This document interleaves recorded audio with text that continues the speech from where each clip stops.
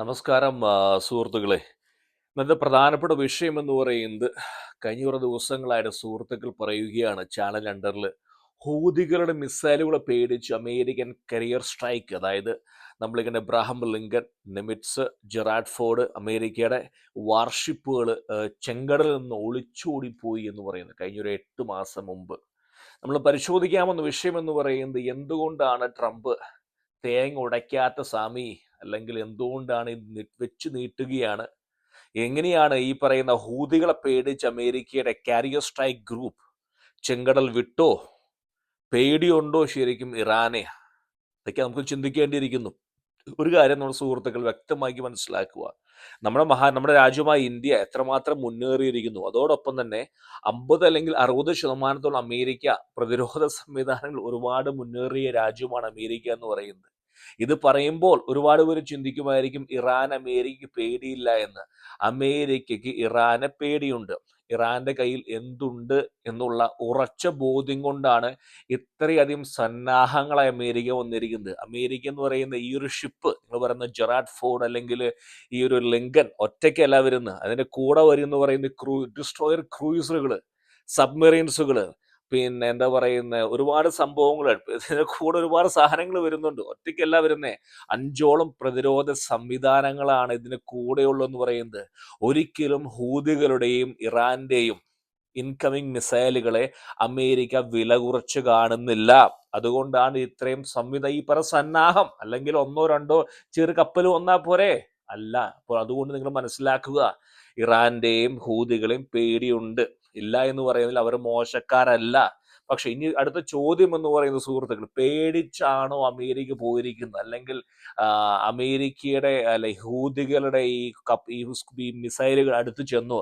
എന്തായിരുന്നു ഹൂതികളുടെ പരിപാടി? ഹൂതികളുടെ പരിപാടി എന്ന് പറഞ്ഞാൽ ചെങ്കടലിലെ വാണിജ്യ കപ്പലുകൾക്കെതിരെ മിസൈലുകൾ തെടുക്കുക, ആ ഏരിയ ഡിസ്ട്രപ്റ്റ് ചെയ്യുക, അവിടുന്ന് കുറെ പേരെ പിടിച്ചുകൊണ്ട് പോവുക, അങ്ങനെ ബന്ദികളാക്കി വയ്ക്കുക, പണം പിടിക്കുക, ഒരു ഡിസ്ട്രപ്ഷൻ, അതായിരുന്നു പരിപാടി. ഈ ഒരു അമേരിക്കയുടെ കഴിഞ്ഞ വർഷങ്ങളായി അമേരിക്ക ഡോളറിൽ, അല്ലെങ്കിൽ അമേരിക്കൻ എന്തുകൊണ്ട് സ്ട്രോങ് ആയി നിൽക്കുന്നു പറഞ്ഞാൽ ഈ ലോകത്തിലെ മുഴുവൻ മറൈറ്റൈം, അത് ഈ പറയുന്ന വ്യാപാരം, എണ്ണ വ്യാപാരം, കപ്പൽ വ്യാപാരം നിയന്ത്രിക്കുന്ന അമേരിക്കയാണ്. ലോകത്തിൽ എവിടെ പോയാലും ഇതാണ് അവരുടെ ഏറ്റവും വലിയ വിജയം എന്ന് പറയുന്നത് തന്നെ. അപ്പോൾ അവരുടെ ഈ ഒരു പാത, അവരുടെ മോണോപ്പൊളി ആയിട്ടുള്ള ഈ ഒരു എണ്ണ പാതയിൽ ആരോ വന്ന് എന്തോ കല്ലിട്ട് കല്ലെറിയുന്ന പോലെ തോന്നിയപ്പോഴാണ് അവരുടെ വരവ് എന്ന് പറയുന്നത്. ഈ ഹൂതികളെ ഒന്ന് പിടിച്ചു കെട്ടാനായിരുന്നു അമേരിക്കയുടെ വരവ്. 8 മാസം എടുത്തു ഹൂതികളുമായൊരു ഒരു അണ്ടർസ്റ്റാൻഡിങ്ങിൽ വരാനായിട്ട്. അമേരിക്കയുടെ ചെലവ് എത്രയാണെന്നറിയോ? 8 മാസം കൊണ്ട് $1 ബില്യൺ. എത്ര? 1 ബില്യൺ എന്ന് പറഞ്ഞാൽ 1000 മില്യൺ ചെലവാണ്. ഈ പറയുന്ന ജെറാഡ് ഫോർഡും ലിങ്കനും ഒരു ദിവസം ചെങ്കടലിൽ അവിടെ നിൽക്കാൻ $7-8-9 മില്യൺ വേണം. 10,000-ഓളം പട്ടാളക്കാരുണ്ട്. അതോടൊപ്പം തന്നെ ഇതിന്റെ ഈ ഇലക്ട്രോണിക് വാർഫെയർ സിസ്റ്റങ്ങൾ, സബ്മറീൻസ്, ഡിസ്ട്രോയർ, എല്ലാത്തിനും ചെലവുണ്ട്. 10 മില്യൺ കണക്കൂട്ടിക്ക് ഒരു ദിവസം. 8 മാസം അവരോട് നിന്നു. അപ്പൊ അമേരിക്ക ഒരു കാര്യം മനസ്സിലായി, ഇതും ശരിയാവുന്ന പരിപാടിയല്ല ഇത്. കാരണം ഹൂതികൾ എന്ന് പറയുന്നത് ട്രഡീഷണൽ ഇറാൻ എന്ത് കൊടുക്കുന്നു അത് വെച്ചാണ് അവർ കൈകാര്യം ചെയ്യുന്നത്. ഹൂതികൾ ഒരു ഭീഷണി തന്നെയാണ്, യാതൊരു സംശയവും അമേരിക്കൻ നേവിക്ക്. പക്ഷേ ഹൂതികളെ പേടിച്ച്, അല്ലെങ്കിൽ ഹൂതികളെ കൈകാര്യം ചെയ്യാൻ വേണ്ടി ചെങ്കടലില് ഈ ലിങ്കൻ പോലുള്ള ഇത്രയും വിലവെടുപ്പുള്ള ഒരു ഷിപ്പിനെ ഇടുന്നത് അമേരിക്ക ശുദ്ധ മണ്ടത്തരമാണ്. അമേരിക്ക മനസ്സിലായി. കാരണം അതിന് ആവശ്യമില്ല.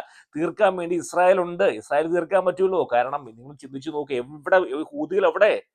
കാരണം കഴിഞ്ഞ 5-8 മാസമായല്ലോ. ഈ സാധനം കയ്യിലുണ്ടെങ്കിൽ ഇസ്രായേലിലേക്ക് വിട്ടാൽ പോരെ?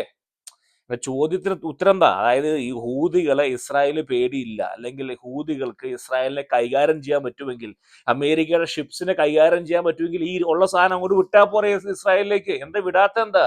അപ്പോൾ ട്രംപിന് മനസ്സിലായി ഈ പണമൊന്നും ചെലവാക്കണ്ട. ഇസ്രായേലിന് പറയാം, നീ ഇതിന്റെ കാര്യങ്ങളാ ചെയ്യുക. അപ്പൊ നിങ്ങൾക്ക് മനസ്സിലായി എന്ന് വിചാരിക്കുന്നു. അമേരിക്കയുടെ തന്ത്രമായിരുന്നു പണം ചെലവാക്കേണ്ട പോരാൻ. പിന്നെ 4-5 മിസൈലുകൾ അടുത്ത് വരെ വന്നിട്ടുണ്ട്, ഇല്ല എന്ന് പറയില്ല. അതിനുള്ള കേപ്പബിലിറ്റി ഉണ്ട് ഹൂതികൾക്ക്.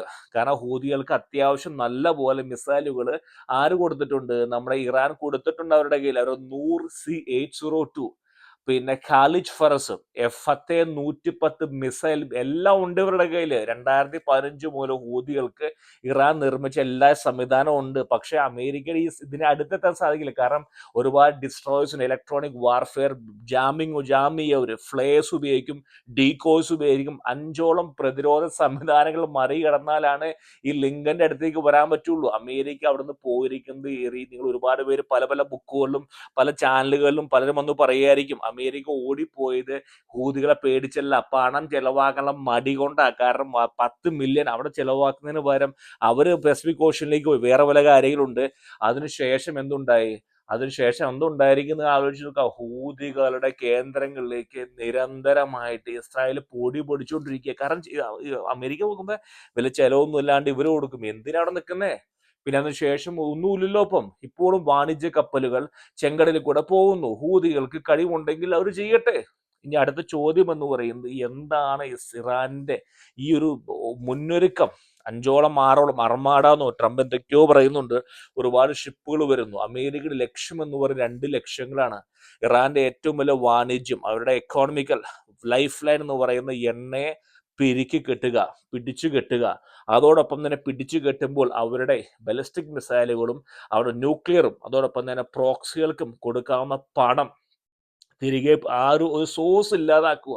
അതിനു വേണ്ടിയാണ് മുന്നൊരുക്കം. വീണ്ടും ഇത് മനസ്സിലാക്കുക. ഈ മുന്നൊരുക്കം എന്ന് പറയുന്നത് ലോങ് ടേം വാറുള്ള മുന്നൊരുക്കമാണ്.